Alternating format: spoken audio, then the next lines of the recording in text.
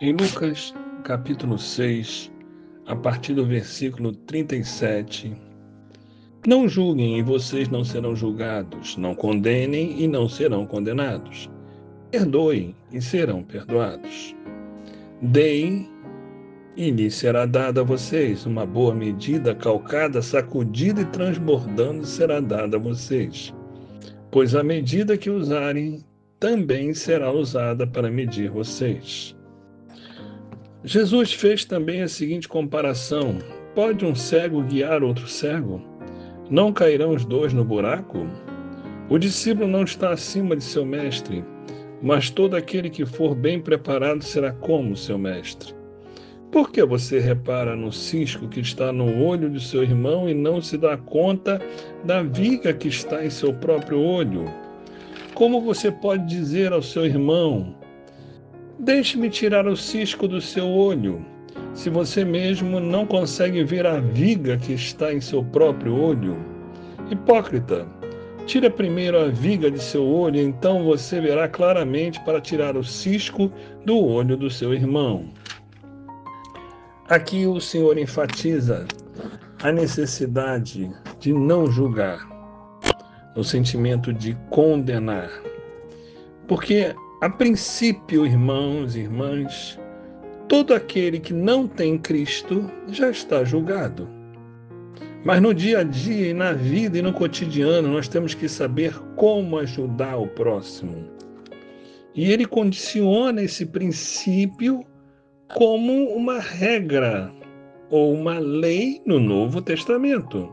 Não julguem e não serão julgados.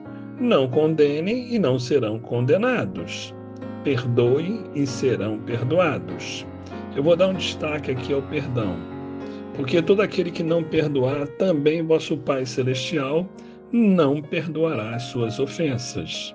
Isso está claro em Mateus. Mas não julgar tornou-se aqui uma base. Não condenar aquele que naturalmente já está condenado, pois sem Cristo não há salvação. Nós sabemos disso. E o Senhor enfatiza que um cego não pode guiar outro cego. O que ele quis dizer com isso? Que uma pessoa que pouco enxerga, ou talvez enxergue uma parte, mas não a outra, essa pessoa pode até tentar ajudar de uma maneira, mas naturalmente não ajudará na outra parte, na outra forma, de outro espaço, porque um espaço ele percebe, ele enxerga, no outro espaço ele não enxerga. E assim acabarão os dois caindo num buraco. Um vai acabar caindo num erro e o outro em outro erro. Ou talvez os dois no mesmo erro. Porque é muito comum, quando nós estamos em erro, condenarmos os outros pelo erro, que isso suaviza ou ameniza a própria culpa que carregamos, cauterizando assim a nossa culpa. Condenar, carnalmente falando, parece proveitoso. Porque quando eu condeno, eu não fico olhando para mim. Mas é impressionante o efeito bumerangue, como isso volta contra você. E o discípulo enfatiza no versículo 40 que o discípulo não está acima do seu mestre.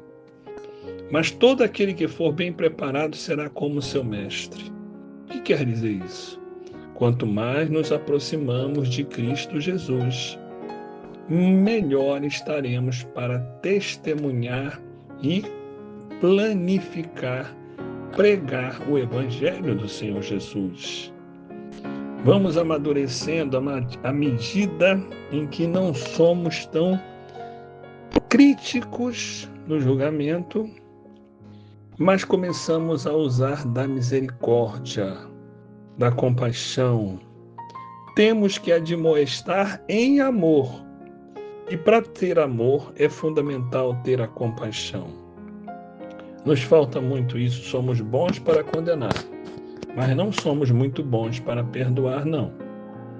Há uma evolução aqui quando queremos e nos propomos a perdoar mais, a relevar o erro de um irmão, a olhar com misericórdia e compaixão. Temos que ajudar, sim, e devemos ajudar. Mas primeiro olhe para si. Veja como está o seu olho, se você realmente está enxergando bem. Humilha-te diante de Cristo Jesus e verifica os teus próprios erros. Sonde a si mesmo diante do Senhor.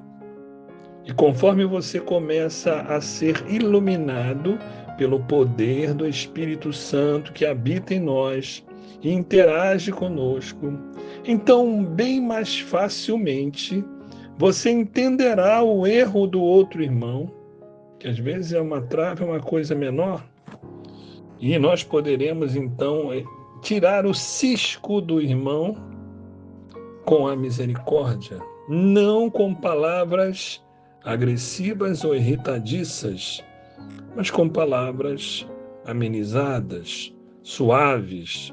Podemos fazer a diferença ao próximo à medida que nós mesmos estamos preparados pelo Senhor. À medida que nos humilhamos diante do Senhor, então estamos mais prontos para ver ou enxergar o erro do irmão, o cisco do irmão e ajudá-lo em amor.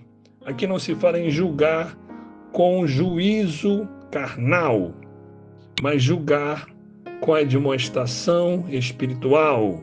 São duas coisas distintas. Eu posso condenar ou posso admoestar, ajudar. A correção, então, é proveitosa quando a pessoa que é corrigida está mais quebrantada, aceitou a sua palavra em amor, se submeteu e recebeu a bênção de Cristo.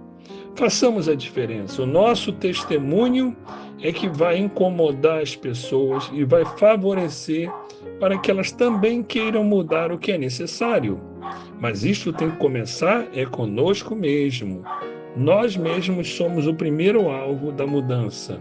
Em Cristo Jesus, iniciamos esse processo pelo poder do Espírito Santo e planificamos, colocamos isso para outros. E assim a glória de Deus se faz presente. Em nome de Jesus. Amém.